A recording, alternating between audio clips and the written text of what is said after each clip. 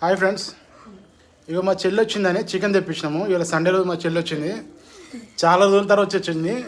అయితే చికెన్ తీసుకొస్తే ఆమె చూడరు పప్పు వేసుకొని తింటుంది. అగో ఇగో మేము చికెన్ తీసుకొస్తే పప్పు వేసుకొని తింటుంది. మాకు ఎట్లా అనిపిస్తుంది? తినదంట, మా ఇంటికాడ చికెన్ తోటి తినదంట, పప్పుతోటి తింటుంది. చూడవు ఆ పాచిపోయిన పప్పు అనగానే తింటుంది, ఆ పప్పు వేసుకొని తింటుంది. చూడు ఇగో అట్లా ఉంటుంది. ఇగో మల్లుడు, అయ్యో సిగ్గుపడుతున్నావు, మొహం చూపెట్టు. అర్రే ఇగో మా కూతుర్లు ఇల్లు ఇద్దరు, మా చిన్న ఆమె మా పెద్ద ఆమె.